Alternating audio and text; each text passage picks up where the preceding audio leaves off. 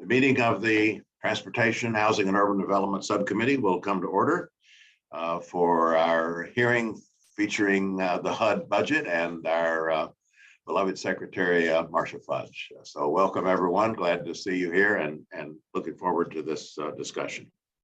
It is a fully virtual hearing, so I need to address a few housekeeping matters before we start.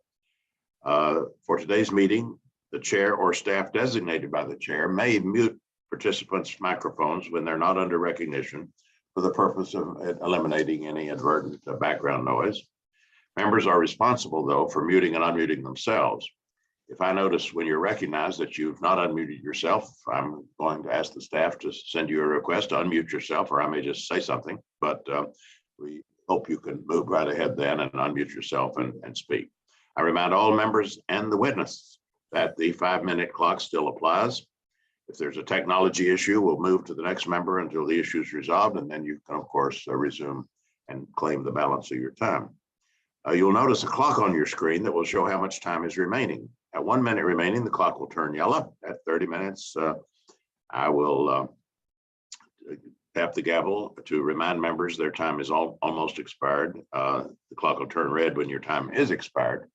I won't interrupt you in mid-sentence, but I will ask a couple of things. One is that you rapidly wrap up, complete your thought as the time expires. And secondly, that in asking your questions, you will give the secretary time to answer within the 5 minutes. Please don't ask a question right up until the limit and then put her in the position of being gavelled. So you understand from yesterday that we need to pay a little more attention to that. In terms of speaking order, we'll begin with the chair and ranking member, then members will be recognized in order of seniority of alternating sides. Finally, House rules require me to remind you that we've set up an email address to which members can send anything they wish to submit in writing in any of our hearings or markups. That email address has been provided in advance to your staff. So let's get underway. And again, good morning, everyone. Welcome, Secretary Fudge, to your second appearance before the THUD subcommittee. Your former House colleagues are glad to see you again, and we look forward to a fruitful exchange this morning. As a reminder to all members, please mute your mics when you're not speaking, and ensure that your video remains on in order to be recognized. Madam Secretary, you've done a lot of good work in your first year as Secretary at HUD.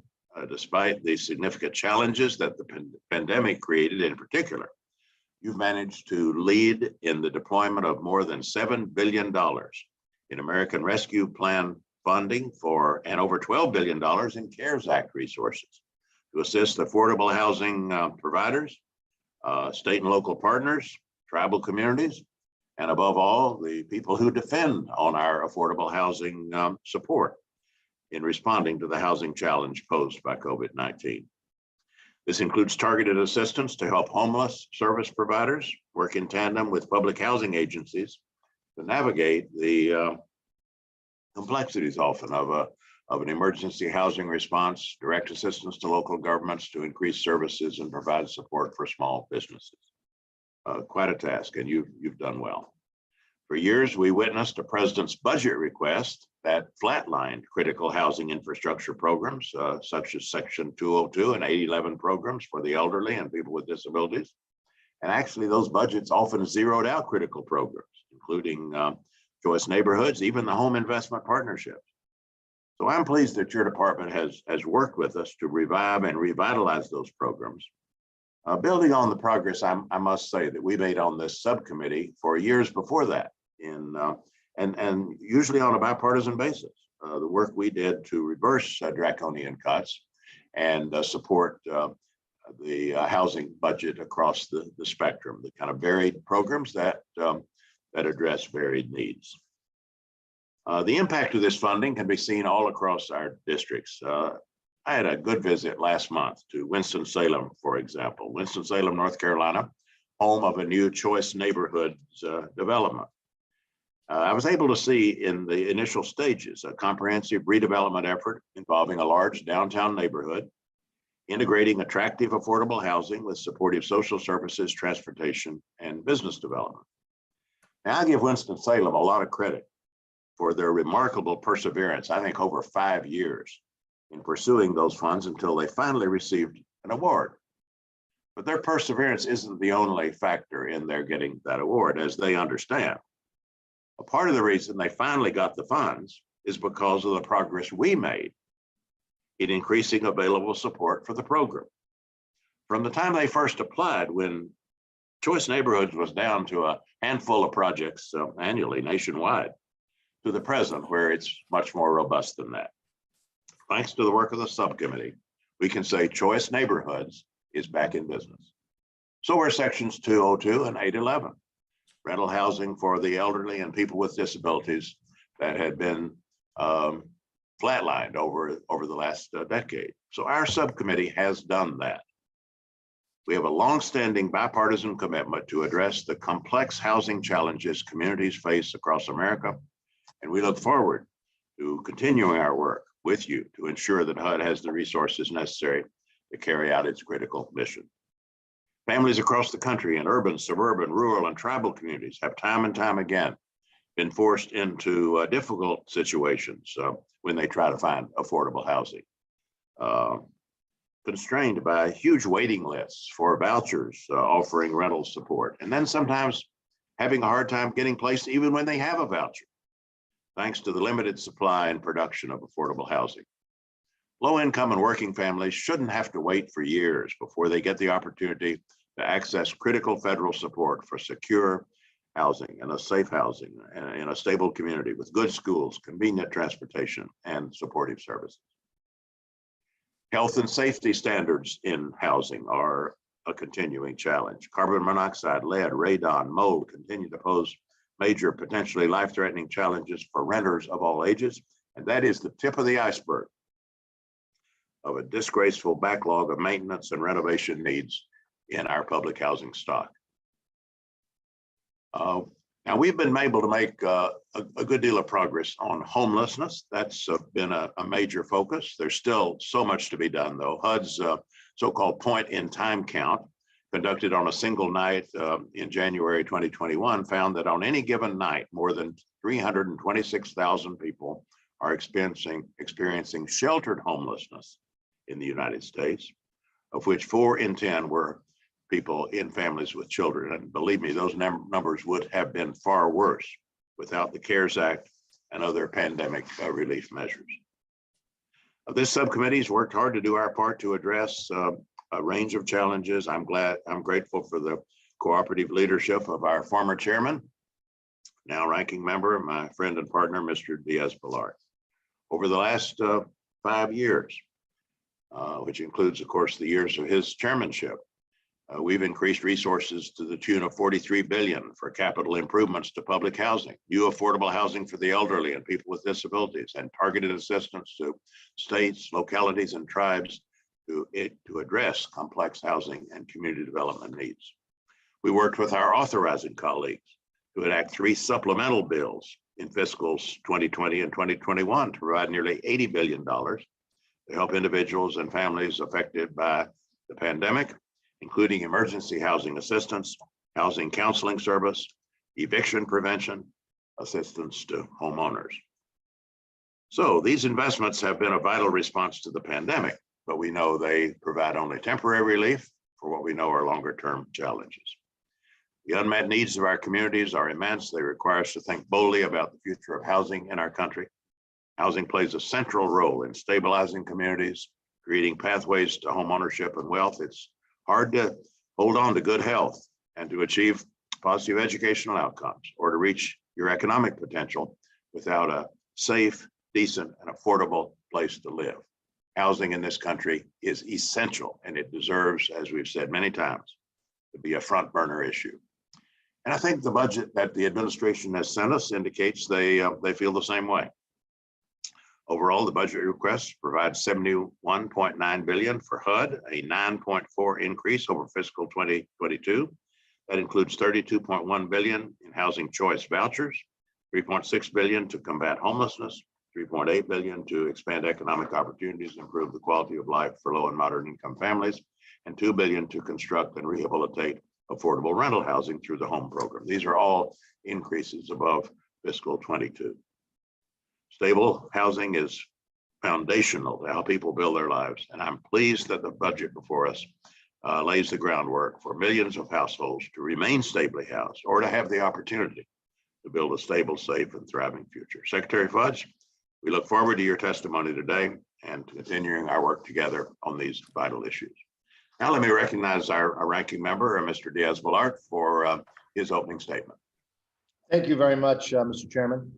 First, let me apologize for my voice. I have a bit of a cough, and hopefully I'll get through my statement without coughing too much. Chairman Price, my friend, thanks for holding this hearing. And welcome, Madam Secretary. Thank you. As I've mentioned, your experience as a mayor and a member of Congress, I think gives you a unique perspective on HUD's programs, actually. I have to tell you, I appreciate your honest and direct communications with us, with your former colleagues. And I also appreciate your attention to issues faced by local governments where HUD's programs are implemented. And again, you've been accessible, and I greatly appreciate that, Madam Secretary. The administration has once again submitted a budget request that is, well, highly unrealistic, with a 14% increase for non-defense discretionary spending. And by the way, only a 4% increase for defense, which doesn't keep up with the exceedingly high inflation rate. The request for HUDs is $7 billion, or 13% above the enacted level. This includes a number of new initiatives and program expansions that I think will create liabilities on this bill for years to come. As the chairman knows very well, excuse me, the annual housing renewal costs alone already exceeds $2 billion per year. I've joined Chairman Price to make those renewals a priority in this bill for now nearly a decade, and now continue to support this priority so that we protect our most vulnerable citizens with obviously safe, quality housing. However, it is becoming clearer every single day that we cannot continue on a path of increased debt for future generations. Unrestrained spending will simply further drive up the inflation that is eating at the Americans' families' budgets, particularly for hardworking middle-class families. I am certain, however, and I'm optimistic that we can find common ground and make smart investments in HUD programs.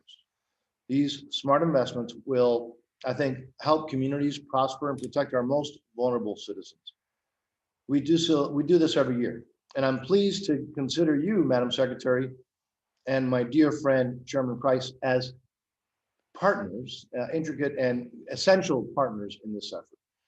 We clearly need a bipartisan top-line budget agreement with a fair balance between defense and non-defense spending. It's the only way we're going to actually have an agreement. And we all know that continuing resolutions waste time and waste valuable money. And Madam Secretary, you know that very well. So hopefully we can move quickly towards compromise and smart funding decisions for fiscal year 23. I look forward to continuing to work with you, Madam Secretary, and thank you for being here. I look forward to your testimony. With that, I yield back, Mr. Chairman. Thank you. Now, Secretary Fudge, let's turn to you for your statement. We thank you again for being with us. Look forward to the highlighting of the 2023 budget request. You're recognized for 5 minutes for an opening statement, and of course, your full written testimony will be included for the record. Thank you very much, Mr. Chairman. Chairman Price and Ranking Member Diaz-Balart and distinguished members of the subcommittee, thank you for the opportunity to testify today in support of President Biden's 2023 budget for the Department of Housing and Urban Development. The support of this subcommittee is critical to ensuring that every American has a safe, stable home, to ensuring that every American can live in communities that are strong and resilient. And I want to thank you for the investments you have already made in our agency and in the people we serve. Chairman Price, I want to also thank you for all that you have done to support HUD throughout your distinguished career in Congress. And my friend, you will be missed. You have been a fierce champion of the work we do, and I am so grateful for your leadership. HUD's mission is central to achieving the President's vision to build a better America, to ensure that every person has a shot to get ahead, to addressing longstanding systemic challenges, to expand on the historic progress our country has made over the last year and to deliver the agenda the President laid out in his State of the Union address, to build a better America, to reduce the deficit, reduce costs for families, and grow the economy from the bottom up and the middle out. Since day one, the President has viewed housing as critical to addressing our nation's most urgent challenges. Throughout the pandemic, HUD put in place emergency relief measures that kept homeowners and renters in their homes. Since July, more than 20,000 formerly homeless households have been housed thanks to the emergency housing voucher. And almost 30,000 more formerly homeless households have been issued vouchers and are seeking housing. More than 53,000 emergency housing vouchers have been issued to households by PHAs, and over 20,000 have been housed. While the pandemic emergency may be behind us, the crisis in housing it exposed remains. This budget will help provide security and stability for the American people, advance opportunity and equity on behalf of marginalized communities, and address the existential threats posed by natural disasters and climate change. The 2023 President's budget requests $71.9 billion for HUD, which is around $11 billion more than the 2022 annualized continuing resolution level. We cannot put off the critical investments this budget makes in the American people. Investments that will help lay a stronger foundation for shared growth and prosperity for generations to come. At HUD, we understand that our homes represent more than four walls and a roof. Where we live determines the kinds of jobs we can get, how healthy we are, and where our children go to school. The President's budget understands that too. That's why the budget provides $32 billion for the Housing Choice Voucher Program, which would accommodate approximately 200,000 new vouchers. That would allow individuals and families across the country to move off long waiting lists and into safe, decent housing. The budget addresses the nation's homelessness crisis head on by providing $3.6 billion to provide housing and services to those experiencing homelessness, an increase of $576 million. The budget works to ensure that the supply of housing meets demand. It provides $2 billion for the Home Investment Partnership Program, an anchor of the nation's affordable housing system, and $15 billion for project-based rental assistance and housing for people with disabilities and older Americans, and $180 million for the development of new units for those groups. The President's budget advances energy efficiency and prepares our existing housing infrastructure for the impacts of climate change. This budget builds on the administration's commitment to investing in rural communities. It makes crucial investments in our public housing supply and supports the removal of dangerous health hazards from our homes. The President's budget also recognizes that to meet the needs of our communities, we need an appropriate level of staffing at HUD. HUD's mission is to create strong, sustainable, inclusive communities and quality, affordable homes for all. Every day, folks across our agency work to improve our citizens' quality of life through housing. The budget delivers on these promises, and I am pleased to share this request with the subcommittee. Thank you. Thank you, Madam Secretary. Well, we will now turn to the questions, and I'll start with one which relates both to your statement and the things I said to begin today. I know you share the conviction of members of this subcommittee that housing is infrastructure, and that both the demand for housing and the supply of affordable housing need to be addressed in any kind of balanced approach. And I do think your budget does that, and you acknowledged it just now. I'd like to ask you about getting some of these dollars at work in our communities and what kind of progress we've made in doing that. I mentioned in my opening statement the work this subcommittee has done to bring the Choice Neighborhoods program back to a scale, for example, the 202 housing for the elderly, 811 housing for the disabled. And of course, the Home Investment Partnership is a feature of your budget, and has been a mainstay of people putting together affordable housing projects for years now.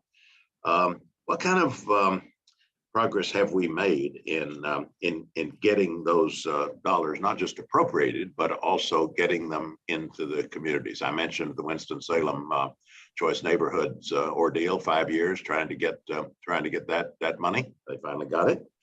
How are we doing? I wonder, you can do part of this for the record, but what can you say about the kind of work you've done in getting the notices of funding availability out, getting the grant processes cranking, getting these awards made? And I'll focus particularly on those programs that I mentioned, Choice Neighborhoods and 202 and 811. You are exactly right in your assessment of Choice Neighborhoods. It is a transformational program. When you think about cities having resources in the $30 to $35 million amount at one time, it gives them not only the opportunity to think big, to plan for larger projects, but it also includes the communities. It includes all the stakeholders. And so it becomes not just a project for housing, it becomes a community project. Winston-Salem is a perfect example of what can happen, but let me give you another one. I was in Philadelphia not too long ago where they were just finishing up one of their, finishing up the Choice Neighborhood grant. Within that area, they have a training facility. They are working with Temple University as partners for their residents. They have increased the amount of public housing available. It is truly transformational. The neighborhood is now a neighborhood of choice. It's where people want to live. And they did it without displacing the former residents on that site. So that's one of the things that we're extremely pleased about. And throughout this whole program, what Choice has done is replaced about 9,300 housing units, which with now 30,000 housing units. So we're expanding the amount of housing. We are making the housing safe. We are making the housing desirable, and we are changing neighborhoods. So I think that that is an excellent example of success from these kinds of programs.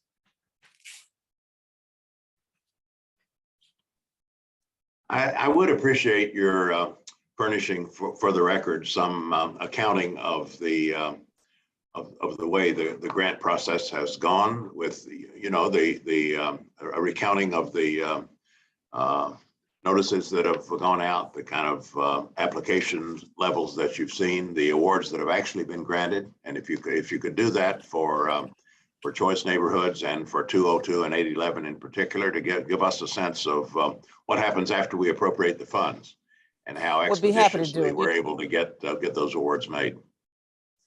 Mr. Chairman, we're happy to do it. We're currently working on formulating our FY 2022 notices of funding, but I would suggest to you that as we look at housing in general across this country, 202 and 811 housing is going to be more and more important, because as our society continues to age and people wanting to age in place, the fact that, as you discussed earlier, our homeless population is growing. However, a large portion of that is senior citizens as well, and disabled. So we have to look at all of the ways that we affect those populations. And that's why we're asking for an increase in 202 and 811, because I think that we have, for too many years, not done the kind of work in those particular areas that we should have. So we'll be happy to get you the information. I can tell you, in the district I represent, the landscape is dotted with 202 projects that congregations undertook in cooperation with HUD years ago. And I think it's important, of course, to get those programs back in business, and also to generate the activity locally, where once again we retain the kind of muscle memory about how to go after these funds and how to put these deals together. Well, thank you. Now, Mr. Diaz-Balart. Thank you, Mr. Chairman. I'm really proud of the work that this subcommittee has done, that we've all done together to address homelessness. And if you look at, for example, Miami-Dade County as an example, with HUD's assistance, it's really become a model for the entire country. Homeless rates remain remarkably low in Miami-Dade County, particularly among veterans. But I'm obviously concerned about the dramatic rise in housing costs in Southern Florida.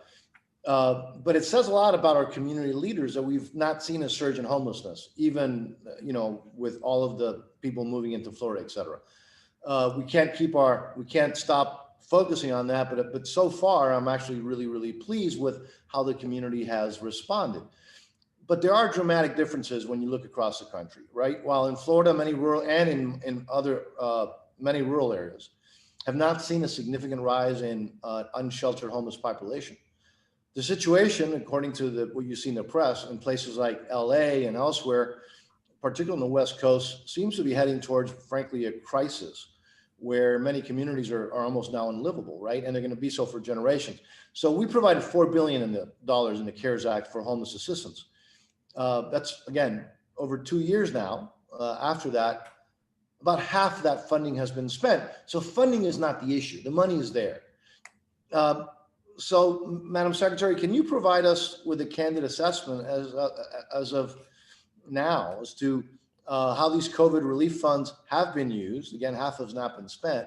What was the most effective use of these funds, and what types of programs were less effective, so we can kind of have a good idea as to where we should be focusing? I would invite any specific local examples that you can provide as well. Thank you very much, Mr. Diaz-Balart. And I'm happy to discuss it because I think it's a good story and it's one that we should be telling more. As of the end of March of 2022, CARES Act funding has provided 828,000 people who have been served in emergency shelters. 154,000 of them are children, and 62,000 of them are elderly. 162,000 people have been served through our street outreach programs. Another 137,000 people have been assisted with rapid housing, rehousing, of which 39,000 are in permanent housing and no longer need the rapid rehousing assistance. 146,000 people have been assisted with homelessness prevention, and hundreds of thousands of people have been sheltered, or we are preventing homelessness. I think it is a great story, and I can't thank the committee enough for the resources that you've given us to make that kind of an impact. And even though it seems like a long time, CARES was actually designed to be a 5-year program. So I think that we're doing extremely well. And I thank you for the question. Yeah, Madam Secretary, there obviously for a number of years now, there's been a big push for what we call housing first, right? And should we look at other models that should be considered to improve on housing first practices? Again, my concern is that in some areas, like in Florida and others, we're seeing great success, but in other areas, like what you see, you see the tent cities in places like LA, something is not working, Madam Secretary. So any ideas as to what we might be able to do to make sure that, and again, it's not an issue of money because the money is there, of how we can have better outcomes, because we have obviously parts in this country where we have a crisis. Well, certainly, I'm always willing to look at things that are going to make this better. There's no question about that. But let me also say to you that housing first doesn't mean housing only. We are looking at many different things that we know can be helpful. Every single community is different. So we certainly do try to tailor our programs based upon what Congress allows us to do, to be sure that we can address the problems of those various communities. And so I'm always open to new ideas. Absolutely. Well, Madam Secretary, and I look forward to working with you to look at what's working, what's not working. We can always tweak, right? We can always do better. Right. And again, obviously, what we have now is an issue where the money is there. So an opportunity to figure out what is working, what is not working as well, and maybe do some serious changes. I look forward to working with you. Mr. Chairman, I yield back. I'm actually 13 seconds before the end of my time. Setting a good example for sure. Ms. Clark. Thank you so much, Mr. Chairman, and wonderful just tell me what my question to be here with you, Madam Secretary. And I have to say that I thought you were the most popular figure coming out of Ohio, but on a recent trip, I got to meet your mom, and I do know that she takes a little precedence over even you. But so grateful for your work, an issue that I know you are committed to and that we have talked about before is that of childcare. In states like Massachusetts, where the costs of childcare can exceed $20,000 a year, it is out of reach for many middle-income families, and certainly for HUD-assisted families, it is inaccessible in far too many parts of this country. That's why this committee funded a research collaboration between your department and HHS on how we can prioritize and promote on-site childcare supportive services for people in HUD-supported housing. I'm hoping you can provide me an update on the status of this report and when you might think we would have the final. Well, we're putting out the solicitation call very soon. I can't tell you exactly when it will be back at this point, but we are working with HHS because we know how important healthcare is, especially to marginalized families and communities. So we are just as excited about getting the opportunity to really take a deep dive into it. And we thank you for allowing us to do it as well. Great, thank you for that. But we expect for that to happen this summer. This summer, the RFP will go out, or yes, the solicitation? That's okay. right. All right, thank you. Also, I know and thank you for your support of survivors of domestic violence. And I especially want to thank you for appointing a director of gender-based violence prevention in equity, and your support of the continuum of care set aside to rehouse victims of domestic violence.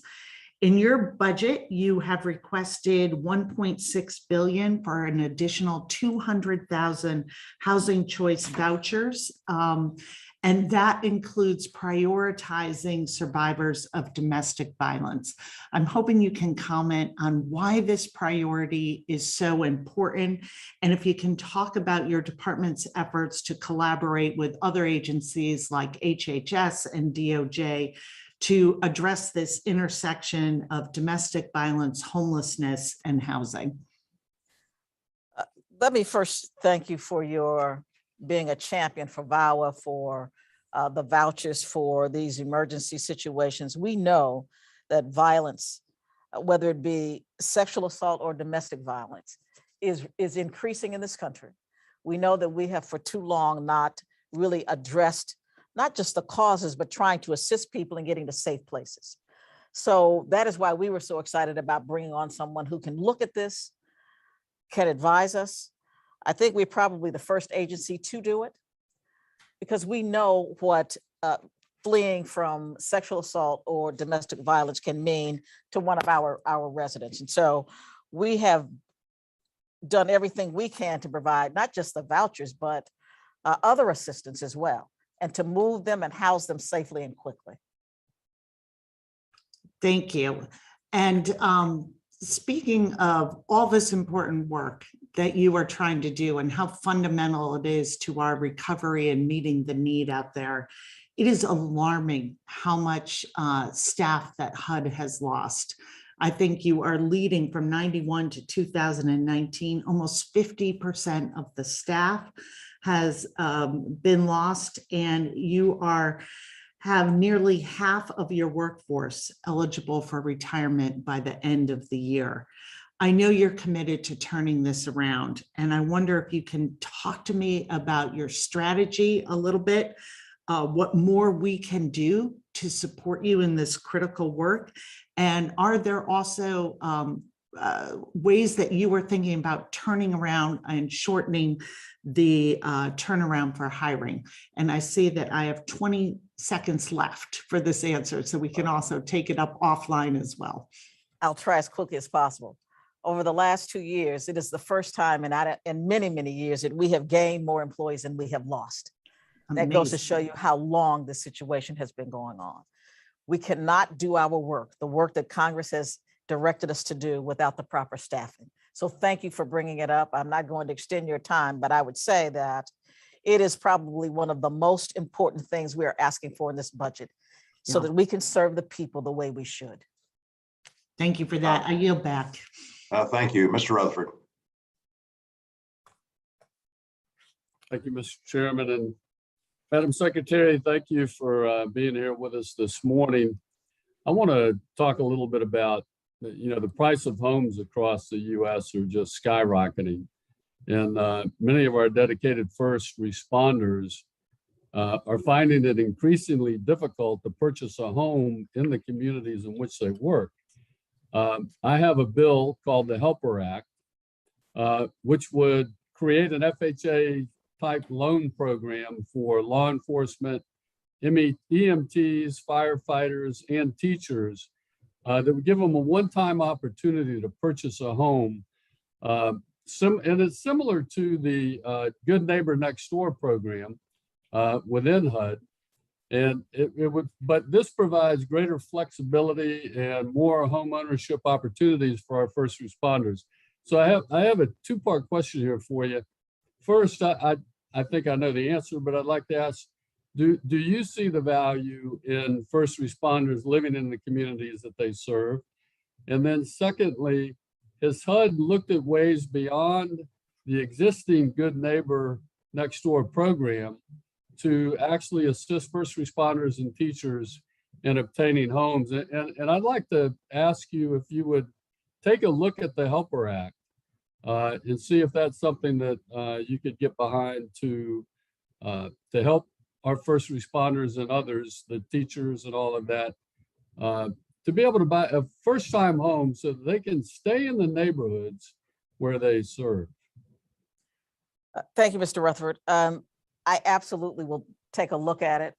I have had a cursory review of it and would love to work with your staff on it.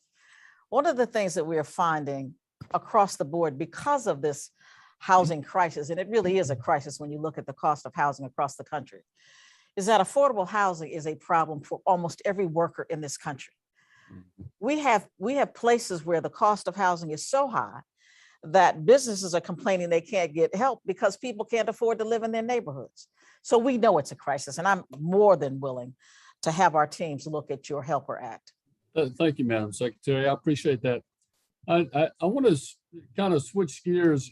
In recent months, I'm sure you've seen there's been some heartbreaking examples of deadly fires in residential buildings, such as the ones in New York and Philadelphia. These fires really highlight the continued need for fire safety in residential buildings. And last year, my good friend, Representative Coleman, and I joined forces in the Public Housing Fire Safety Act. And it incentivizes the installment of fire sprinkling inside in the old established public housing. And so I'd like to ask, 65 million was appropriated in this year. And for these competitive grants to public housing, what kind of fire safety initiatives, if any, have these grants gone to, the competitive grants that were issued? Do you have any idea how much of that's going on? Well, it's our intention to award these grants later this year or at the very beginning of next year. So I can't give you an update at this point, but I will suggest to you that out of that $65 million, we are able to do better inspections as it relates to all health hazards, but particularly fire safety. So we'll have a better answer for you later in the year, and we'll make sure we get that back to you. Okay, thank you very much. And so it's good to know that that's a priority. Yes. And I tell you, Bonnie and I are, we just believe this bill really needs to move forward as well, because children and adults dying in these fires is just atrocious. So with that, Mr. Chairman, I see my time is about expired. I will yield back. Thank you. Turn to Mr. Quigley. Thank you, Mr. Chairman. Madam Secretary, it is great to see you and appreciate the amazing job you're doing. Love serving with you. And right out of the box, you helped us change an important practice for our trans community and shelters. So we thank you for that. I want to turn to the issue that I know you cared a lot about still as a member and care a lot about now. That's HOPWA funding. The administration is proposing a funding level that might actually cause a reduction in number of people living with HIV who will be served by the program. I think the difference between the proposal and what we're going to be asking for is 455 million to 600 million. The estimate in the congressional justification is about 45,640 households, which is about 10 households lower than the FY22 proposed amount of 56,355. As you know, my district, similar to yours, has this is a big issue. So we're asking you to take a look at that and give us your thoughts on how we might be able to work together to get that number up to the current need if possible. I'd be happy to take a look at it. I mean, we're putting a little attention on it now because we do know that there are some programs going on that just have not requested their reimbursement. We know that there are some issues in just the implementation just because of staffing and capacity, but we'll do whatever we can to get you the information. I appreciate that. And as you know, people living with HIV face incredible stigma and discrimination in housing. But HOPWA is the only housing program dedicated to the population, particularly for people living with HIV. You know, housing is healthcare. Is there anything else HUD is working on to expand other forms of rental assistance to serve people living with HIV?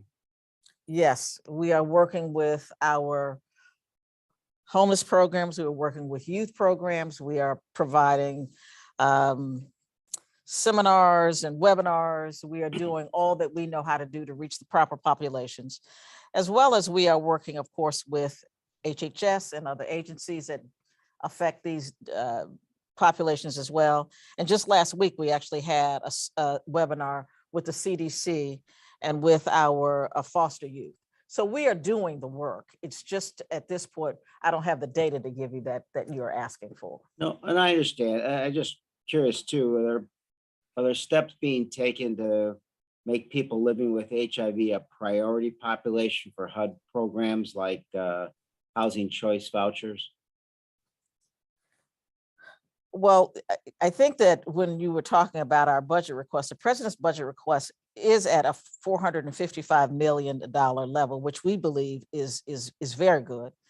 But it also proposes $1.6 billion in incremental housing choice vouchers, which then gives us the opportunity to house more people with AIDS or in other populations, of course, as well. But certainly that becomes a priority within those incremental housing vouchers. No, we certainly want to work with you to make that a priority, and would love to have, you know, when you come back to Chicago, meet with the populations and talk about these issues. I know you care deeply about it, and we look forward to working with you and your staff on an ongoing basis. But thank you so much for your service. Thank you. Thank you so much. Mr. Garcia. Thank you, Mr. Chairman. Thank you, Madam Secretary, for your service to our beautiful nation. I support this mission that HUD has. I believe in safety nets. I believe it's a noble mission. But I'm a numbers guy, and as an appropriator, especially right now, where our nation is seeing record inflation, 8.5%, and a debt of $30 trillion at the federal level. We've got to pay attention to these numbers a little closer than we have maybe historically. And I think you're operating woefully inefficiently right now as an agency. $61 billion, rounding up 60.8 billion, would be sufficient if you assume 500,000 homeless people in our country right now, which is a rough estimate, plus or minus. That 61 billion is enough to give every homeless person in our nation $122,000 every year, each and every year. The average rent right now in our nation is about $1,100, maybe $1,200 right now per month. So when you spread that $122,000, you're actually paying for about 110 months of rent for every homeless person each and every year within your specific budget. these numbers don't make sense. And I think you're not getting all of the power to the ground, the power of the American taxpayer dollar to the ground in these neighborhoods where we need to be making the investments that you described. I agree with everything that you said, but you're not getting the power to the ground. Another way to look at it is if the average home price right now is $300,000 nationwide, that monthly payment to include not only the mortgage, but also taxes and insurance comes out to about $1,700 a month, which with your budget, we can actually fully pay the mortgage for an entire year for 3 million families. So when we talk about staffing and when we talk about efficiencies within our federal agencies, this is one of those agencies, unfortunately, that stands out as not necessarily getting the taxpayer dollars to the customers, in this case, the families that need housing assistance at the levels that you should, frankly. What is your current staff? You talked about your staffing challenges and the ramp down. What is your current staff at right now? Let me just, thank you so much for your question, Mr. Garcia. Let me just say to you that we serve more than 500,000 people. We serve more than a homeless population. How many do you serve, Madam Secretary? How many get served? 5 million people. How many? We serve almost 5 million people. 5 million? Yes. And if there's something that you have specifically that you think we are not doing, I am certainly. No, I don't think it's a lack of what you're doing. I think you're doing it inefficiently. Even at 5 million, you're still putting about $12,000 per year to each of these 5 million people, which is again enough to pay for their entire rent for an entire year. That's each and every year, by the way. So even if you're servicing 5 million, I'm not saying we don't service 5 million. We should service everyone that needs the money, but let's service them and not necessarily bureaucrats who are making more money off of these programs in Washington, D.C. than the people who are benefiting from these programs. Mr. Garcia, if you have something specific, I certainly do. I'm willing to listen to it. I mean, but you're talking in generalities. Well, it goes to my question, I guess. We are not specifically, I'm actually not talking in generalities. I'm being very specific, Madam Secretary, not to argue with you, but I'm asking you how many people work for your agency right now? 7,500. 7,500. So you're asking for a 10% increase. And so what I would submit to you is that we need fewer bureaucrats in the agency and maybe more focus on how do we get this money to the neighborhoods and to the people who need the assistance rather than people in your agency. What's the average salary of a HUD worker right now? Oh, I have no idea. I'd like to see that. I'm doing this in the vein of hopefully bringing solutions to the table because this is a lot of money. This is aggravating our nation's debt. This budget is in the hole, a 13% increase, I believe, year over year, while we're operating in this extremely high inflation rate. This inflation actually hurts the poor, as you know, more than anyone. This is the equivalent of adding another month of rent to low-income family households. And so in the interest of getting that money there, I think you need a task force to go look at how you maximize our taxpayer dollars, increase efficiencies, and get this money to the people that need it rather than to the bureaucrats in Washington, D.C. I know that's a tall order and that's a massive endeavor, but we've got to figure out how to get your money to the ground in the areas that need it. No, I'm happy to do it, but I would say this to you, sir. Money on the ground is getting housing vouchers to VA people, veterans who are sleeping on the streets. Money on the ground is taking care of making sure we get these encampments off the streets. Money on the ground is making sure that people in public housing live decent. Money on the ground is choice neighborhoods that we talked about. We get money on the ground. That's why I'm saying specifically. Only about 15% of that gets to the ground, Madam Secretary. That's all I'm saying. It's woefully inefficient and we can do better. Oh, thank you. Coleman. Thank you, Mr. Chairman. Secretary Fudge, thank you for your service. I am so glad that you're at the Housing and Urban Development Department, and I am certain under your leadership and under the vision of the President of the United States, you'll be able to get people to want to work there and want to be part of your workforce. Housing is really important to me. It was important to me when I worked in the executive branch of the state of New Jersey and when I worked in the legislative branch. I have a couple of questions that are at the opposite end of the spectrum. I've seen the value of neighborhood preservation programs. Where you go into a neighborhood that is kind of declining, you got nice homes, and you got a few homes that are in real trouble, and you apply those resources to those homes that are declining in that neighborhood. So I am wondering, is there any emphasis in your department in working with states to spend their resources strategically in trying to recoup these neighborhoods under neighborhood preservation? Thank you, my friend. It's nice to see you as well, Ms. Coleman. Preservation is one of the main paths that we have to take to be able to create enough housing in this country. We know that today, we are probably about 4 million housing units short of housing all of the people who need housing. We cannot build enough housing, even though this budget gives us a great start at trying to build new housing units, but we also have to preserve communities. If you're from places like where I'm from, Ms. Watson Coleman, there are blocks and blocks and blocks and rows of vacant and abandoned homes. And part of the problem was that we, as an agency, were continuing to redline certain kinds of communities. And so now we're changing that to make sure that we can get resources into those communities through these low dollar loans that we hadn't been giving. We can make sure that we put a focus on trying to make sure that those properties go to people who want to live in them as opposed to going to investors and flippers. We are doing our part. We do need local governments to assist us with making those communities priorities, but we are providing resources and assistance to try to make it happen. I think that's so vitally important. And if there's anything that you see from your perch now and from your former perch as a Congress member, as to what kind of legislation we could consider to be greater incentives for municipalities to look strategically at spending money that is available to them. Mr. Rutherford and I, we're partners in this sort of field, and we'd very much like to look at it.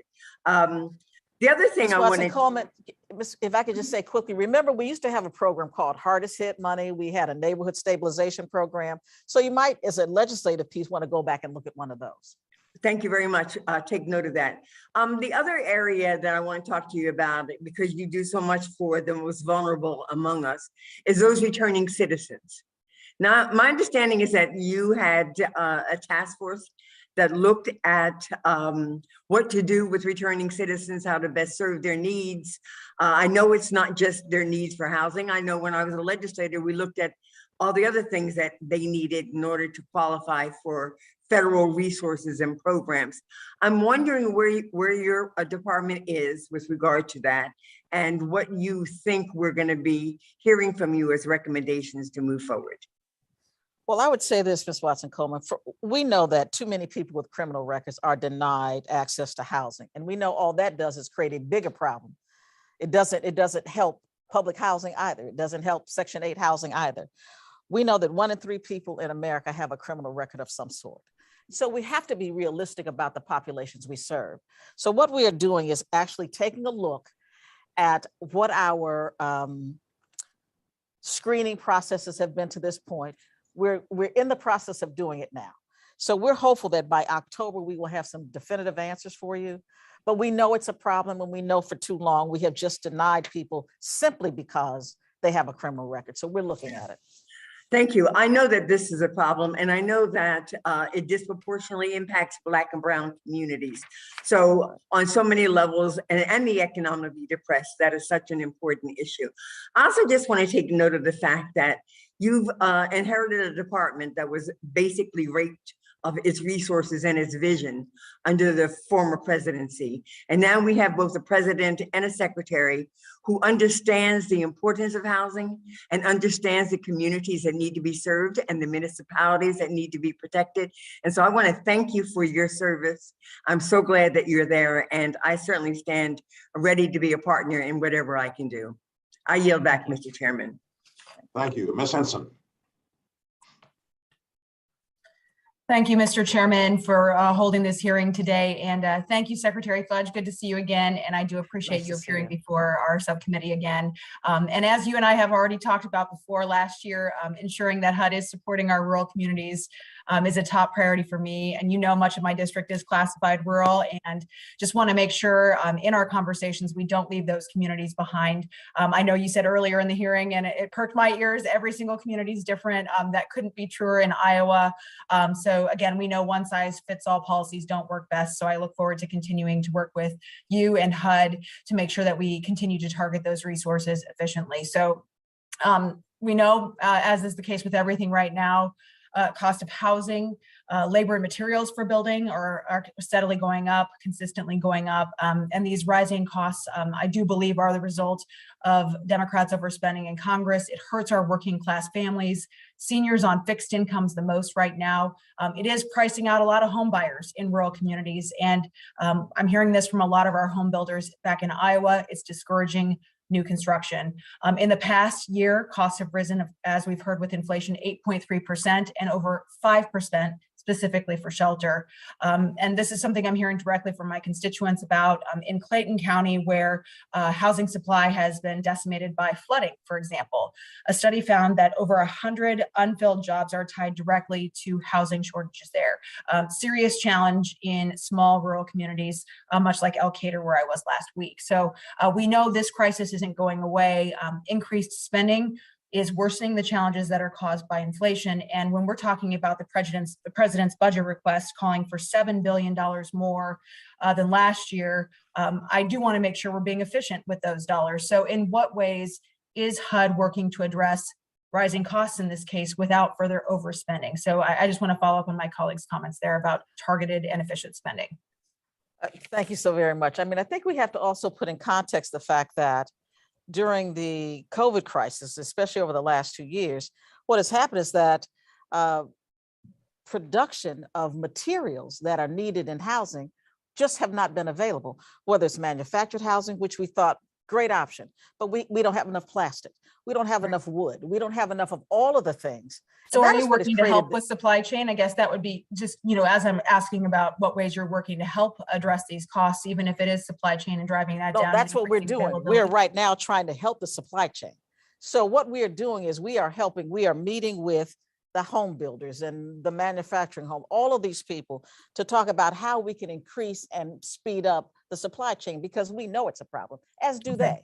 So if you're meeting with them, yeah, you're probably hearing about regulation as a huge cost driver for them too, in housing costs. Have you been looking at regulations there? I know manufactured housing is an affordable housing option many people rely on in my district. Just looking at ways to lower those costs through regulatory reform there at all? Well, we haven't been hearing about regulation, but what we have been hearing about with manufactured housing is how excited they are about the fact that we're getting ready to find more ways to give mortgages on manufactured housing, how we're going to finance manufactured housing, because it's a big, big issue with us right now. So we've been getting more input on that than we have. No one has mentioned regulations to me, quite honestly. But okay, I would encourage you in those future conversations, ask them about that, because they regularly express to us that that is driving up their costs of building, and that, as we know, gets passed on to the consumer. We want to make housing and that dream a reality for everyone and every working family, and that's a priority I think we all share. So I would just encourage you in those conversations, make sure you're talking to them about that, because they are definitely flagging that. One of the regulations that they also flag continually for us, Davis-Bacon, because right now HUD applies Davis-Bacon to repairs over 2,000. I think that's an outdated threshold. It's been in place almost 100 years. So would you support raising that threshold to help lower costs for housing repairs as well? I'm certainly willing to look at it, because I don't know what it is right now off the top of my head. So I wouldn't say yes, not having any background. Repairs over $2,000. Again, that was set back in 1931. So I think ultimately we're just trying to look for flexibility to help drive down those costs, regulatory flexibility. And then another area, and I know I'm short on time, but disaster repairs is another area where it's incredibly important to my district. So I would encourage you to look at flexibility. Have you heard anything about that? Oh, we're hoping that you're going to pass for us our disaster recovery through CDBG. We absolutely agree with you 100%. But the one thing that I would suggest too that might help is zoning changes too, because a lot of these communities, the cost of building is so high because of zoning regulations and planning board regulations, not so much regulations coming from the federal government, but from local government. Right, up and down the spectrum. So thank you, Madam Secretary. I you. appreciate it. Mr. Chair, I yield back. Thank you so much. Thank you. I'm going to recognize Mr. Trone, and I'm going to ask Mr. Quigley to take the gavel for a brief period while I make a quick visit to the SFOP's subcommittee next door. But Mr. Trone, you're recognized.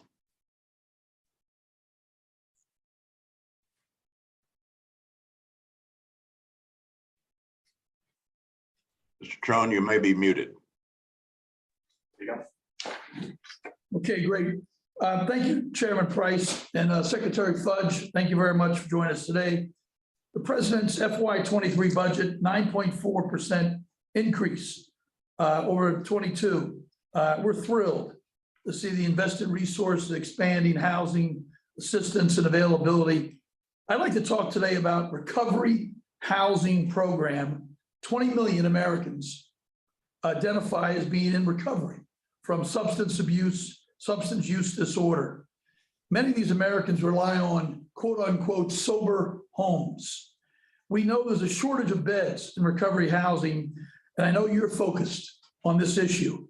Can you talk about how HUD collaborates with SAMHSA on recovery housing, and what does this collaboration look like, and who handles it? Well, we do work with SAMHSA. One of the things that we're trying to do is determine what best practices are right now, so that we can make sure that we put in place the kinds of processes that we need to be sure that we're handling it properly.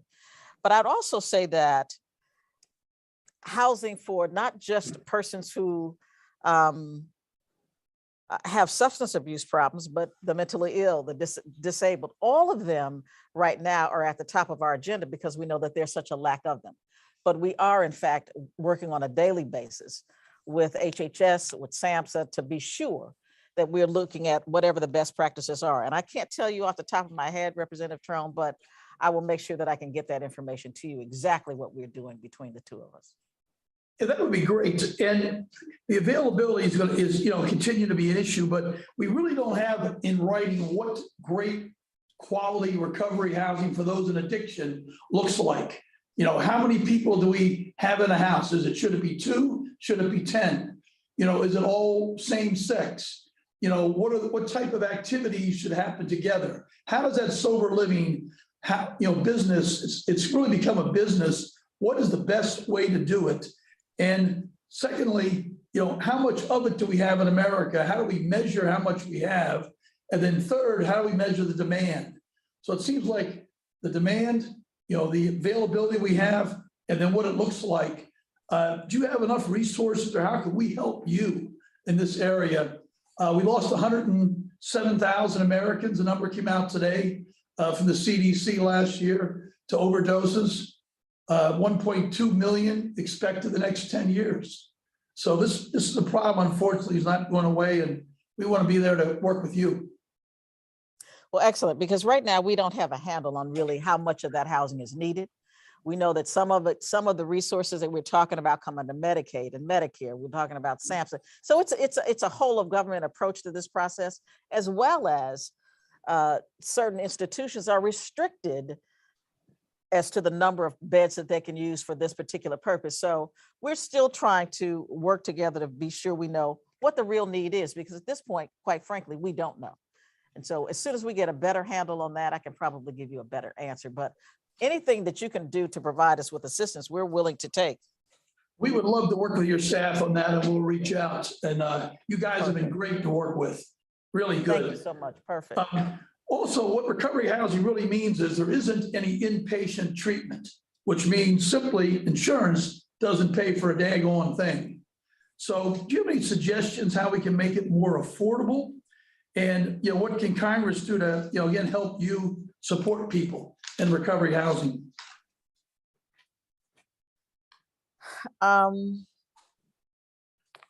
Well, SAMHSA has block grant funding, so that we can also use CDBG recovery housing program funds. There are things that are available. Again, we just don't have a good handle on how much is really needed. I don't know that I really have a good answer for you at this point, other than just to say to you that we will get as much information as we possibly can and get it to you as quickly as we can.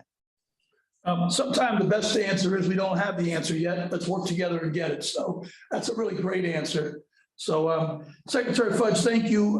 We've seen these spikes in overdoses, all over the country. They followed COVID-19. The president has listed this as the number one thing in his unity agenda is the fight on addiction. And number two is mental health. And as you said, they're so connected. And the housing is, if we can get the housing for these folks and addiction and mental health crisis, we can really help move them on a way to recovery. So we love to work with you and keep up the great work. We're lucky to have you there. Thank you, ma'am. I yield back. Thank you. Thank you. And we're looking forward to working with you as well. Mr. Gonzalez. Thank you, Chairman. Thank you, Secretary Fudge.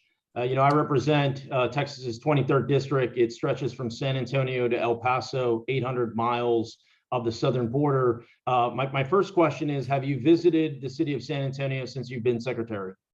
I have not. I would love to have you visit. It's the 7th largest city in the United States. It's not a black city, a white city, it's a brown city. And I think I would love to work more with the Hispanic community. I recently toured a few different facilities there in San Antonio, the Casiano homes and the Asalan Apache courts. And when I was a child, I actually spent some time in the housing area. And, I look back on it and I want to make sure that we have all the resources we need, that they have all the tools possible to be successful. What I saw during that time, it was as if I was walking back in time. There weren't in these specific areas, they didn't have washers and dryers. They had to dry their clothes outside on a clothespin hanger. I mean, it's not very dignified. And I want to be, I'd love to work together to see how we can maybe put some resources towards this area. Like I said, 7th largest city, the area is only growing. I want to also talk about the Family Self-Sufficiency Program, FSS. And, I recently had a constituent reach out, a single woman, a single parent woman that was working 2 jobs. I mean, just doing everything right. And she was part of this program where she was trying to own her own home. And she had put $16,000 towards this fund, towards this FSS fund. And it was taking forever to work through the bureaucracy and getting that done. We worked with SAHA, San Antonio Housing Authority, and on a closing day, she was able to get $16,000. Well, guess what? That $16,000 is transformational for that family. I can't highlight enough how much of an advocate I am on that FSS program. And I'd love to hear your thoughts on just kind of where you think that program is going or what priority it is. First, let me say I'm happy to come to San Antonio. You invite me and I will come. Great. I have been to Texas. I just haven't made it to San Antonio. Secondly, the FSS program is exceptional. Just about a month ago, I had a virtual call with 4 women, 3 of whom were very successful in getting their own homes through this program. They just ranted and raved about what a great program it was. The 4th is back in the program. They talked about the pride it gives them and it gives their children to own their own home. I'm very supportive of SSS. I love it. I love it. Maybe we can work together on streamlining it or making some of the bureaucracy. That way folks can, just access it and understand it a little bit more. So thank you for that. My next, a different part of my district is the El Paso area. Along the border, the need for these critical areas is key. And, there's communities called Colonias. And what I've really seen is these areas in particular have really been forgotten. I mean, they lack running water, they lack electricity, they lack sewage, they lack paved roads. I mean, they really need a lot of support. And once again, in the El Paso area, this is a community, the housing community is growing. It's not shrinking. And without the basic kind of needs of that, it makes it very difficult. And, I mentioned that to go, I've tried to be helpful with community projects, but that's just Band-Aid work. I mean, I really would love to maybe have a deeper conversation on these colonias and how they, and, you know, how we can work together to maybe help with some infrastructural needs on there. You know, Mr. Gonzalez, that's a great topic for us to have a discussion about, because we know that it's been a problem. The President's 23 budget is in its CDBG allocation sets aside for the state of Texas 10% of those CDBG dollars to deal specifically with Colonias. And so I'd be happy to have a conversation with you or our teams talk about how those resources are used and how they've been used in the past. I appreciate it. And then the last thing I want to mention is in previous years, the HUD administrator had a program known as the Border Community Capital Initiative. And I would just ask, maybe take a look at that and see if that's something worth spending, you know, energy and resources towards. I just look at it as, you know, the country is very different, but the communities along the border, I mean, they're really in need of some basic infrastructure needs. So thank you for taking my questions, Madam Secretary. I look forward to working with you, and I yield back. Thank you. Ms. Torres. Thank you, Chairman Quigley and Secretary Fudge. It's so nice to see you. Thank you for your commitment to affordable housing. As you already know, climate change has brought us many challenges. The drought throughout the Western states is devastating so many communities. And at times it almost feels like we are losing more housing units to fires than we are able to build. In my home state of California, a state of nearly 30 million people, 37 million are living in severe drought areas. An estimated 120,000 affordable homes need to be built each year through 2030 to keep up with our housing needs, particularly for extremely low income residents. And as a former mayor, I know too well that housing permits will not be approved or cannot be approved in these severe drought areas. So my questions to you are, what steps has HUD taken to coordinate expanding water access with affordable housing needs? And has HUD been working with other agencies on issues surrounding affordable housing and droughts or water shortages? We work with other agencies all the time. That's one thing that's good about this administration, Representative Torres, is that we don't work in silos. We know that it's a crisis, but we do work specifically with Department of Transportation. We work with EPA and then HUD. And so I work a lot with EPA on some of these issues. We know that the president's budget includes more than $1 billion in programs that support energy, climate, and resilience programs, which includes about $250 million for multifamily green and resilient retrofit programs. So we are on the same page with you. We know that it's a problem, especially out west, whether it be wildfires, whether it be drought. We know that it's a huge problem in your part of the country. So yes, we are looking at it. And if you've got some ideas, we'd be happy to talk to your team too, because I'm sure you're closer to it on a daily basis than we are. Yes, so thank you. I know that you're committed, and I often, see you working directly with other, with our agencies and other secretaries. I hope that you prioritize this issue of water availability and as a challenge to all of the things that you already have on your plate.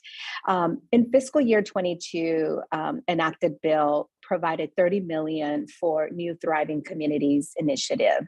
Of this, I secured $5 million for HUD to work directly with DOT on this initiative and provide technical assistance to communities to strengthen housing development as part of their transportation solutions. So what steps are you taking with Secretary Buttigieg to establish this initiative? And can you provide a timeline for when HUD will enter into any necessary interagency agreements on the Thriving Communities Initiative? We don't have a timeline right now, but what I will do is contact Secretary Buttigieg. They do have the bulk of the resources, as you said. We've got our $5 million, but let's put together something to get to you because he and I are going to be talking anyway. So let me see if we can put a little fire under getting that moving more quickly. Thank you so much for being with us today, and I yield back. Thank you. Ms. Wexton. Thank you, Mr. Chairman, and thank you, Secretary, for joining us today. It's good to have you back for us. First of all, I'd like to thank you and the department for rescinding the deceptively named Preserving Community and Neighborhood Choice Rule and restoring the affirmatively furthering fair housing rule we talked about last year. That's made a huge difference in the lives of so many people. And I just want to thank you for your, helping the marginalized communities and expanding access to opportunity, addressing inequity and discrimination in housing and community development. Just want to say thanks. Our pleasure, thank you. I want to pick up a little bit where Mr. Trone left off, talk about homelessness and mental health, because there is so much intersectionality between those two phenomena. I recently met with the head of a homeless shelter in Winchester, Virginia, which is in my district. He told me the story about one of the clients there, a 19-year-old young man who suffered from significant mental illness. He'd been in foster care since he was 11. He was abused and neglected throughout his childhood, and he had severe mental health crisis at the shelter, where he was refusing to take his medications. He was threatening staffers and things like that. So he was taken to the hospital. They did not end up admitting him. I don't know whether he didn't meet the criteria for a TDO or if it also was because there just weren't any beds available. And this story is something that we see throughout America right now. So there were no beds available. So a relative picked him up and took him to stay with his grandmother, who had looked out for him all his life. And 4 days later, he killed her over a minor disagreement. And he's now this young man is now in jail awaiting trial for his grandmother's murder. And this sad story is not an isolated incident that happened in my district in Virginia. I mean, we see it happen all around the country. And homelessness has been shown to cause both physical and mental problems, as well as substance abuse. And people are trapped in this endless cycle that's only been made worse by the pandemic. We have far from enough psych beds and mental health workers to care for all these people. And the burden is increasingly falling on unequipped people working at homeless shelters, jails, and prisons to do whatever they can, often with tragic consequences, as we saw in that case.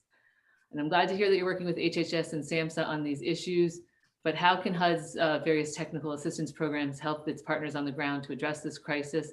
And is there a role that HUD can play in working with state and local governments as well? I mean, certainly we work with state and local governments on a lot of things, but right now, representatives, what we really do in that regard, besides working on the housing aspect of it, is we do try to provide technical assistance to let different governments know where they should go to get help, because we do work all together. But we know that a lot of this comes too as a result of homelessness. So obviously our homelessness programs are going to be helpful. We know that our youth-focused programs, foster youth, those aging out of foster care, are going to be useful. We know that when we start to talk about, as we did earlier, about what we do with childcare and how we deal with victims of domestic violence and sexual abuse and what happens to their children. I think all of those things come together to give us some idea, but we don't specifically directly focus on mental health other than housing those people who are in need. Right, but one of the things, and that's one of the problems I see with what's happening right now, because everything seems to be siloed. You have mental health treatment, you have SAMHSA, you have substance abuse treatment, and then you have homelessness, and they're all kind of siloed right now. And I think it might be an area that's kind of right for some pilot programs or something like that to really determine, what the ways that we can help at a deeper level, because I think that this phenomenon is happening all over America, and it's getting worse. So that's just my thought on that. I hope that you'll take that to heart. I will. A little bit about the community projects. I want to thank the HUD employees who have worked incredibly hard over the last 2 years and have taken on the additional task of administering these community projects that the House and Senate enacted into law with the recent omnibus bill. I know you're working hard and you're working as quickly as possible, but some of the recipients in my district are trying to make critical budget decisions in the coming weeks, and they're waiting on HUD to give them guidance on the projects first. So do you have some indication of how things are going with those community projects and when we can expect an answer for our localities who are in the process of budgeting right now? Well, we know that Congress designated over 1,000 projects with the $1.5 billion that has been funded through our economic development initiatives. We don't select the grantees and we don't determine the funding amount for the project, but let me see what we can do to get you an answer to your question. and get that back to you. Wonderful. Thank you so much. I would love to be able to report that to my localities. Thank you, Mr. Chairman. And with that, I'll yield back. Thank you, and thanks to Mr. Quigley for taking the gavel here for a few minutes. And now I think we're ready for the second round, unless there's some member who hasn't been recognized. We're ready for the second round. Okay, so let's begin with manufactured housing. That has been mentioned today several times, but I want to focus as directly on it as we can. Manufactured housing is an essential part of our nation's affordable housing stock, and I think the solution. More than 3 million people in America live in manufactured homes, with over 50% of all manufactured homes located in the South and in rural areas across the country. Median annual household income of manufactured home residents who own their homes is about $35,000. That's roughly half the median annual income of site-built homeowners. Over 1/4 of manufactured homeowners earn less than $20,000 annually. Those are statistics, I'm sure, Madam Secretary, that are familiar to you. Many of these are older people, live on fixed incomes. I've visited a number of these developments in my district. It's striking how long people have lived there, how attached they are to those communities, how much they care about those communities.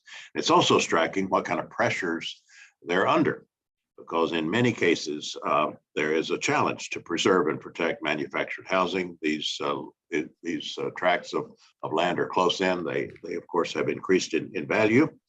And that sometimes has meant that the rents have increased. The fees for community services have increased. And there's been sometimes a purchase of these properties by investment firms with questions about what then happens to the manufactured housing.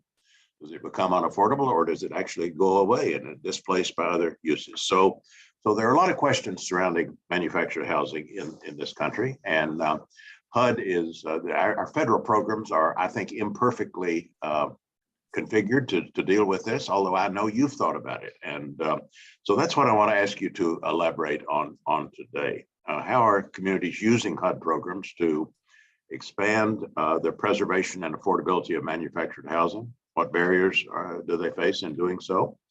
Are there incentives we should consider that would help level the playing field for these communities to make sure that private investment firms to influence the way they handle this and make sure people aren't displaced, to incentivize keeping affordable housing uses in place? And how can we work with state and local partners to address this issue, the preservation and the affordability of manufactured housing? Thank you so much, Mr. Chairman. Let me first give you some good news. I think that, HUD is now working closely with the Federal Housing Finance Agency on the Interagency Manufactured Housing Task Force, which is designed to figure out how we can expand access to affordable financing for manufactured housing purchases, including manufactured homes that are titled as personal property. Part of the problem that we've had over the years is how these homes were titled. So now we believe that they should be titled just as homes are basically titled. The problem was because most of the time the land was not owned by the person with the actual manufactured home and or trailer. So we're looking at how we can make that process more streamlined and make it more beneficial to the homeowner. Secondly, what we're looking at is the fact that manufactured housing is more affordable. It can be installed much, much faster. It is more efficient than it was in the past. So it becomes a place where people desire to live, as you say, especially elderly people or people because they downsize to a place that is comfortable. It's generally all one level. They're in communities that are similar with similar people. But let me just give you also a good story. I was in Portland, Oregon with Representative Schrader about 2 or 3 weeks ago, where the city of Portland actually loaned CDBG dollars to a nonprofit so that they could purchase a manufactured home neighborhood, basically. And they use those resources instead of letting a for-profit buyer buy it. The nonprofit purchased it. They had enough resources of their own and with some private investment as well to rehabilitate those units. So people stayed in their homes. Nobody got evicted, and they had received. And that was using CDBG dollars. That was using CDBG. Absolutely, dollars. CDBG. I see. The other thing that can be used is the 108 loan program as well, but this was CDBG dollars that the city of Portland gave to a nonprofit or loaned to a nonprofit to purchase the land and to do the rehabilitation. And it's beautiful. And it's an alternative that I think we need to look more into, because it may be where we go for more low income and moderate and affordable income housing, because it can be done quickly and at a good price point. Thank you. That's very helpful. The ranking member and I think agree with you that this is an area that's due for scrutiny and that's under a lot of pressure right now, and that we need to figure out in this bill what initial steps we can take to improve our ability to work with manufactured housing communities. Long way from the old trailer park of stereotypical lore. Long way from that, for sure. Yeah. Mr. Diaz-Balart.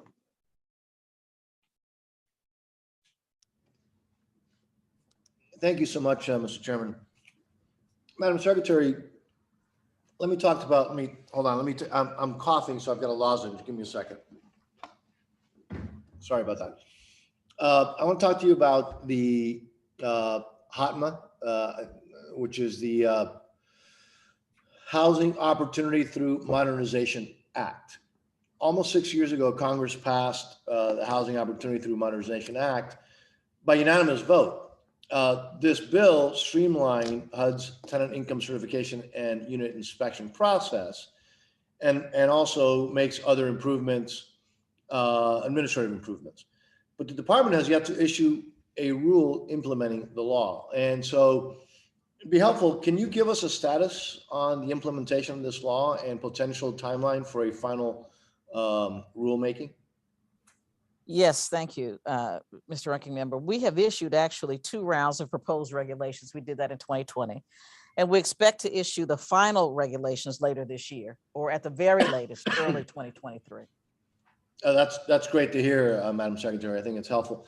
Once it's finally implemented, do you think you'll be able to measure dollars saved or additional families served because of the legislation? I really am having a little trouble hearing. If you could just repeat for me, please. Yes, I'm sorry. Let me get closer. So once it might be on our end. All right. Once it's implemented, do you foresee being able to measure savings and actual dollars or additional families served? I mean, I think that just like every other program, we do assess them. So I'm sure that we can probably come with some kind of an assessment, because we do that for every program. That's just a part of our accountability measures throughout our programs. So yes, I would say we probably. And I appreciate that you're moving forward on the implementation, on actually the rulemaking part. Let me talk about something that's pretty sensitive. I'm hearing a lot about growing concern from public housing authorities about, during the whole COVID thing, some tenants opted not to pay rent during the eviction moratorium. And so my understanding now is that some PHAs now have not been able to collect legitimate tenant contributions, and is creating a dire financial situation for some PHAs.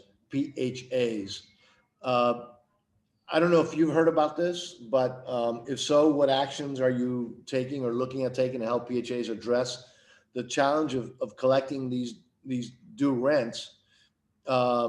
And obviously, while preventing hardship to families that have played by the rules and paid their fair share. I'm a bit familiar with it, Mr. Ranking Member, and what we are doing, from HUD's point of view, because actually we are working with Treasury, and Treasury is the actual agency that handles the emergency rental assistance. So we are working with Treasury, have brought it to their attention, and they are now in the process of connecting with state and local agencies and grantees to ask them to work with our PHAs, as well as to be sure that the emergency rental dollars do get into the PHAs for those who are in a position where they have not received significant sums of money. I've not heard that it's a major problem. I have heard that it has happened in some PHAs, but we are working with Treasury to make sure that we can get some direct access to them. And I'm glad to hear that you are working with Treasury, because obviously, yes, the Treasury has a different role than you do, and yes. So And you feel confident that interaction with Treasury will allow you to have the input necessary to make sure that this is done correctly, right? Oh, absolutely. I mean, because we stay in constant contact with PHAs. And so if the situation worsens, certainly we will know. But I'm confident that we can take care of this problem. All right. And obviously, as I hear things, we'll let you know as well. Thank you. Great. Thank you. Thank you, Mr. Chairman. Mr. Espiat. Thank you, Mr. Chairman. Secretary, thank you so much. I must admit, I'm a little bit jealous because you've taken Elizabeth De Leon from us, and she will be your assistant secretary. And I hope I could be with you tomorrow when she gets sworn in. Let me just warn you, she's a star. She's a shooting star, and I'm sure she will be great for you.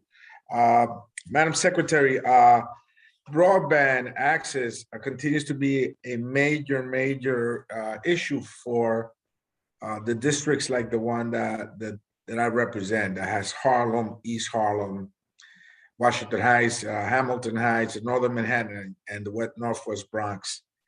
And I know that there was monies in the infrastructure bill for the implementation of broadband in cities and rural areas. And so I want to know what HUD is doing to roll that out and to implement it. I think it's important that we have a roadmap towards that. That's the first question. The second question is a housing question, and public housing. I represent the district with the highest concentration of public housing, particularly in Harlem and East Harlem, NYCHA housing. And we asked for $36.5 billion in the Build Back Better program, but we know where that's at right now. And you've included an $8.8 billion ask for public housing. What's the plan to bring capital help to NYCHA that needs new elevators, new boilers, new roofs, new pointing, new windows? I mean, really, the condition of the housing stack is horrible, and they need immediate help. And so what's the plan to bring about assistance to those families that are now really living on inhumane conditions? But thank you, Madam Secretary, for all the great work that so far you have been doing. If I may, Mr. Espiat, let me start at the second question. The President's 23 budget is requesting almost an additional $1 billion increase in the public housing fund. Certainly, we early on had been talking about resources in excess of some $40 to $50 billion. That doesn't exist today, unless Congress decides in its wisdom to do something different. So we're kind of at your mercy at this point in terms of what kind of resources Congress is willing to allocate. I'm with you. We need to have much more, but the president, knowing that this was a major problem, did ask for an increase of $1 billion. And we're hopeful that that will be something that this subcommittee will be supportive of. As it relates to broadband, of course, through the infrastructure bill, we have the Connect Home USA program, but more importantly for your residents, I would suggest that if they have not already heard from us, they will, but we are making sure that they have information about a program through the FCC, which is the Affordability Connectivity Program. And what it does is it makes getting that broadband more affordable. And we're also asking all of our public housing authorities to extend broadband throughout the public housing facilities. So those are two things. And the third thing that I think is most important for these communities is that if they get resources from the Affordability Connectivity Program, it does not count against their income calculations for programs. So they can get it and still be in compliance with their income requirements. Well, thank you. I hope to work with you. As you know, connectivities, we have organizations like Silicon Harlem and the Bronx Foundation that are working on that on the ground. And that's through the pandemic, we saw our inability to get young people connected to distance learning. It was just an incredible crisis. You would think that in New York City and in our country, that would be readily available. That wasn't the case. In fact, I think the city of New York had to give out 300,000 laptops to students because they didn't even have that. And so I hope that I can work with you and HUD and the FCC in making sure that we connect district. And with regards to the public housing, I hope we get that full $1 billion, Madam Secretary. I'm going to be extremely, extremely selfish, and I want it all to myself, Mr. Price. Thank you. I yield back. Thank All you, right, Mr. thank Esposito. you. Thank you, Mr. Rutherford. Thank you, Mr. Chairman.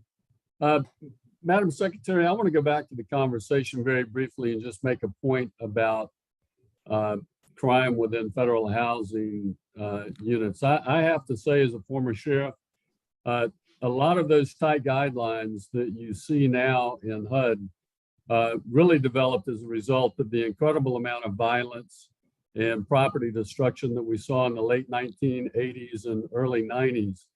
And in 2016, some of those guidelines were loosened, and I think rightly so. They began to look more at not just what crime or not just the fact that there was a criminal history, but number one, that it was a conviction. Number two, that it was a violent crime, not a property crime. And number three was the proximity to the time. If it was 20 years ago or 15 years ago, then they took that into account. And I just want to make sure that we don't go back to the 80s and 90s, because I saw that violence and that destruction and would never want to go back there. Now, sure, go ahead. Let me just say, Mr. Rutherford, I'm a former prosecutor, and we are looking very, very closely at what those requirements would be, how we do assessments. Certainly, we do not want people who have committed violent crimes, sexual crimes, etc. So I'd be happy to, since I know this is your background, let's talk about it at some point. I'd love to get the benefit of your thinking on it. Thank you, Madam Secretary. I would love to talk about that. Also, in the colloquy that you were having earlier with Chairman Price, you mentioned CDBG grants and some of the great successes. I think one of the amazing things about CDBG grants is they give us that flexibility to actually use it to draw in private investment. And in fact, you were talking about that with Chairman Price. I've seen that work in my city, but I have to ask, and I hope maybe it's an oversight, but CDBG grants in this budget are cut 22%. And I think it's one of the best tools that HUD has.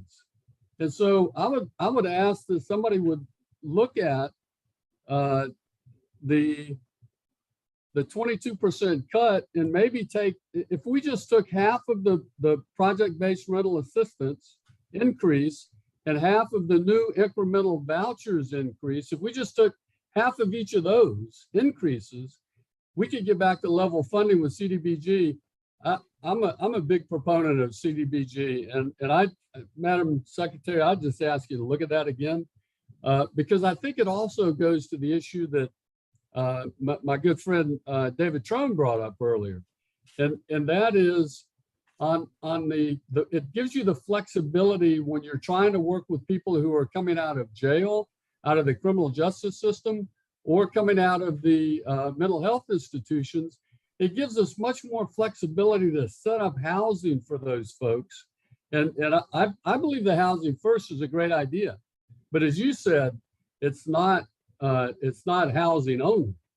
And so I would just ask you to relook at this 22% cut to CDBG. Mr. Rutherford, I agree with you 100%. CDBG, I'm a former mayor. CDBG is the thing that all mayors want. It's the thing that we talk about, the thing that we fight for. But I would ask you I'm going to look at it, but I think that maybe you're looking at two different things. In the president's 23 budget, CDBG is up a bit. I think you're counting some of the earmarks, which is making the numbers look different. But I will take a look myself and we'll get back to you on it. I would, because I agree. That. CDBG is the most flexible between CDBG and home, most flexible money you're going to get from us. Absolutely. Okay, perfect. I'll take a Thank you look. very much. And Mr. Chairman, I see my time's just about out, so I'll yield back. Thank you. Mr. Aguilar. Thank you, Mr. Chairman. Good to see you, Madam Secretary. I apologize for being tardy. I did not want to miss this, but had a few other things on the bill. Madam Secretary, you and I have talked about this in the past. I'm a huge supporter of increasing the FHA loan limit as a pathway for home ownership for so many people in our communities. And I appreciate the efforts that the department has taken so far.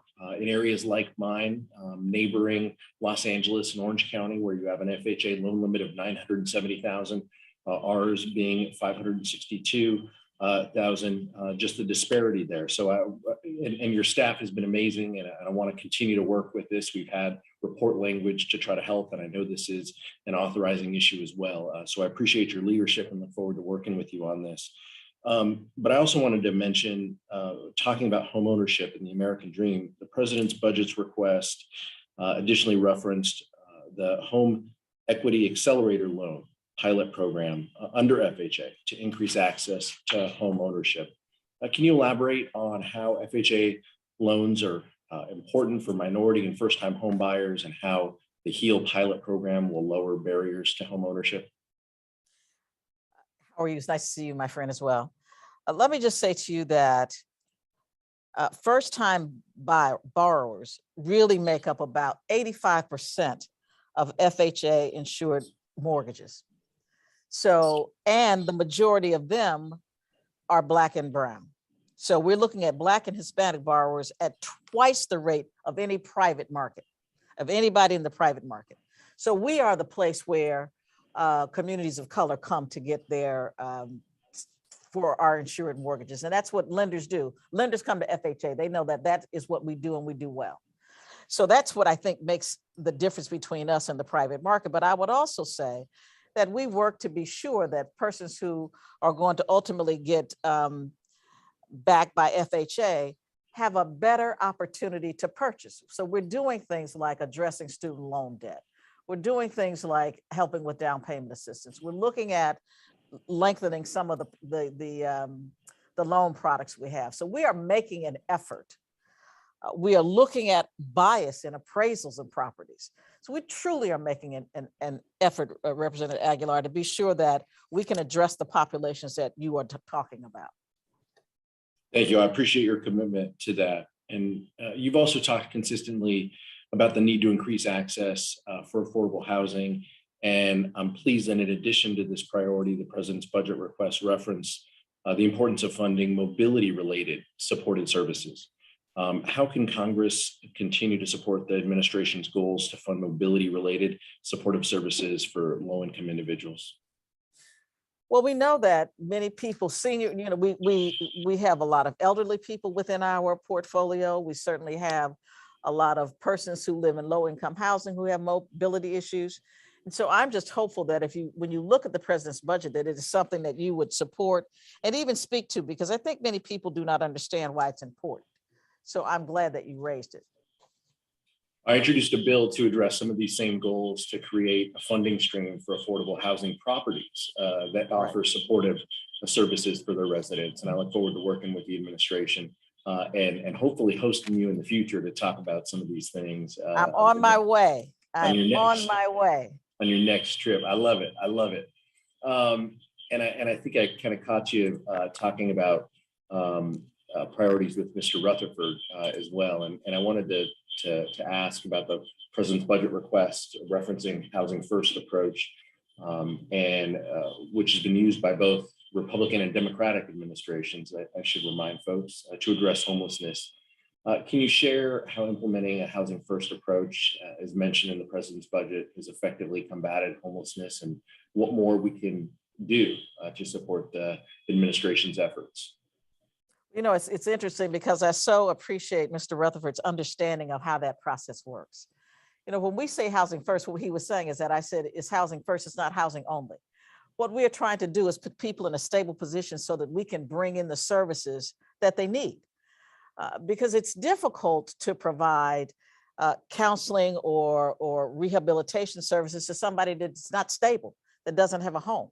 And so what we try to do is make sure that we can first get people housed so that we can then address the ongoing and underlying problems. But there are other ways to do it as well.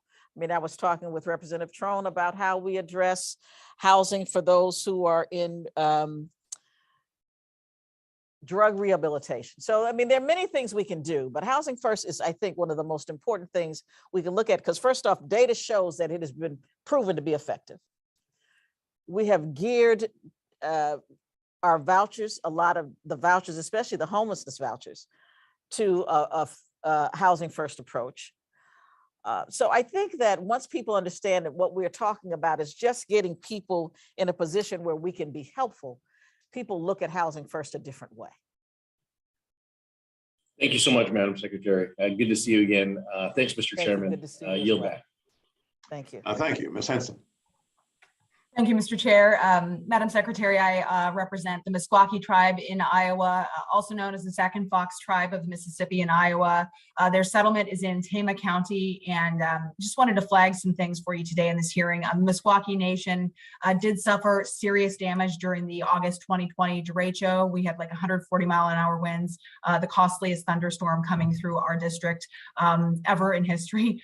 I have been having great difficulty in working with HUD's Office of Native American Programs in getting some assistance for severe derecho losses. So happy to provide you with the timeline from the tribe. They're back and forth with HUD specifically, and I'm sure you share those concerns, but I would just ask Madam Secretary if you'll commit to working with me to help the people of the Sac and Fox tribe work through this in Iowa. Oh, absolutely. You have my commitment to do it. I know that we are looking now at a request that the tribe submitted to give some more flexibility in the Indian Community Development Block Grants to help them with some of the buildings. So our teams can talk whenever you like. We want to make sure that we can be helpful. Yeah, and I certainly appreciate your willingness to work with our office on this. You know, it's one of those cases where you talk about bureaucracy really getting in the way of moving forward, and this is a case where the tribe really has been further harmed by that. So I'm hopeful that we can get the Meskwaki people the resources they need to help rebuild on their settlement. And I know that disaster relief is complicated, but we need to be doing everything we can to simplify that process. So would you be willing to consider reviewing some of the retroactive costs, maybe for disaster cleanup and rebuilding, relating to expenses that they incurred after the derecho came through, but as they were working through the application period for assistance? We're willing to review whatever they're willing to send us, but this is another reason why we need permanent authorization for CDBG-DR, because then they know upfront what they can expect. We know upfront what we can provide without having to go back and delay the process, because we have to come up with a new set of rules every time there's a disaster. So yeah, I'm and that's not hopeful efficient that you're for going anyone. to be support. Right. So I'm hopeful that you can support our permanent authorization, because I think it will solve some of the problems that you're experiencing with bureaucracy. Well, I'm looking forward to following up, and I'll make sure that our office follows up with your staff as well to continue to advance that, so we can get that resolved for them, because they've been waiting. Perfect. It'll be 2 years in August, and so that's certainly a long time for them. So real quick, HUD also plays a role in, as we've been talking about, disaster relief, billions of dollars in damage. They can leave homes in severe disrepair, and the budget request calls for $5 million for climate-related research to help HUD properties prepare for disasters. So what have you already discovered is most helpful in assisting communities in terms of preparedness efforts there? Well, I don't know that I can give you that answer right now, but I will look and see. We collect data, no question about it. I wasn't prepared for that, but I will make sure I get you an answer very, very quickly. That's okay. Well, and I would just, obviously I mentioned the tribe, they were impacted by that natural disaster, but we had just so much damage through our district. And so just would flag and ask for your continued support to engage with our rural communities in this effort. Another area where we're really focused is on flooding mitigation. How are you as an organization working to help our communities become more resilient to disasters like flooding? Well, it's through a number of things. First off, with the resources that are in the infrastructure bill, we're going to be talking about how and giving technical assistance on how we start to look at resiliency. Because what we don't want to do is continue to spend disaster resources and then turn around and not tell them, this is going to happen again if you don't do ABC or XYZ. Mhm. So we are making sure that we coordinate with EPA, we coordinate with local governments to be sure that we can build back better, as it were, so that we don't go through the same situation again. But we are also talking about how we make our homes more energy efficient, more resilient. We're looking at the forces around them, the environment around it. So we're doing an awful lot of things. And if your team wants to reach out to us, we can give them all of the things that we're doing. Okay, well, I certainly appreciate that and look forward to continuing to work with you on the issue affecting the Meskwaki tribe and disaster preparedness in our community. So thank you, Madam Secretary. Appreciate you being here today. My pleasure. Thank you. Madam Secretary, I'd like to affirm a couple of things you've just said. First of all, the case you make for the authorization, the permanent authorization of CDBG-DR, we do need that. And that will serve us well. And in another disaster-prone state, I can affirm that. Also, very good idea to visit Mr. Aguilar's district. I just did that myself, and it's a great area, and I'm glad you're going to be able to do that. I want to propose an abbreviated third round. Mr. Rutherford now sitting in for the ranking member. I do have an important question to raise, and he may as well, but if we could have that abbreviated third round, then we'll let you go, but I would like to take a few more minutes. Okay. All right. My question has to do with the Rental Assistance Demonstration Program, RAD, as we call it. It's a tool, as you know, to preserve and improve public housing properties and to address the significant nationwide backlog of deferred maintenance. This is a tool that has been used very successfully in major housing authorities in North Carolina. We do have to insist, of course, that it be done right, that it not have displacement, other negative effects. But I think the cities of Durham, Charlotte, others have shown that it can work in a positive way. The president's budget reflects this view. It requests an expansion of the RAD for the second year in a row and proposes to eliminate the public housing unit cap and the sunset date that now apply. So I wonder, Madam Secretary, if you can just fill us in how many units are currently in the pipeline, how long it will be before it reaches the current unit cap. What challenges does the current sunset date present to public housing agencies looking to participate in the program? In other words, what's the rationale for your request in this regard? And what more can Congress do to support the administration's goals within the Rental Assistance Demonstration Program?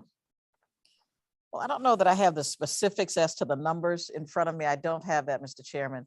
But what I can say to you is three things. One, the federal government cannot alone build our way out of this housing crisis. We need support from the private sector. And what the RAD projects do is allow us to leverage our own resources to make sure that we can provide better and more housing for people who need it.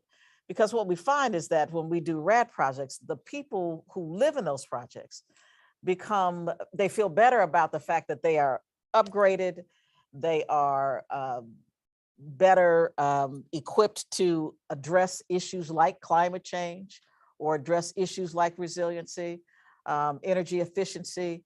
And so people tend to like them once they're in them, because what they realize is that HUD still has a great deal of control over what happens. Even they think they're private, but they are really still publicly run. So we're supportive of it. And I know in the president's budget, there's about $60 million in addition to the renewals we had before. And that includes about $10 million just for elderly housing alone. So we're excited about making sure that we can continue these RAD projects, but I will have to get you the actual numbers and the replacement numbers, because I don't have that in front of me. Well, I would appreciate that, and we'll make good use of it, because the specific request regarding the cap and the question of sunset date, those are very specific requests, and we need to evaluate those. And of course, as you just indicated, a RAD applies not just to a public housing property, it also applies to 202 and 811 properties. And this subcommittee has taken the lead in making those applications. And so we do want to work with you on it. We appreciate your your defense of this effort, and we know you share our goals as to how to make it work right, and to make sure that that we get more bang for the buck out of public housing, and that we that not only don't displace people, but actually serve more people and serve them well. So thank you for that. Thank you. Mr. Rutherford. Mr. Chairman, I'll just defer to my colleague, Mr. Aguilar, and then I'll just close for the ranking member. No, I'm fine, Mr. Rutherford. Then let me say, Madam Secretary, I have really enjoyed your openness and your willingness to engage individually with members of Congress. I guess it goes back to your former life, right? But honestly, thank you very much for that. And I really look forward to working with you on these issues to help our homeless, what we can do for that population, because I know the impact that it has on quality of life, not just for them, but for an entire community. So thank you very much. And with that, Mr. Chairman, I yield back.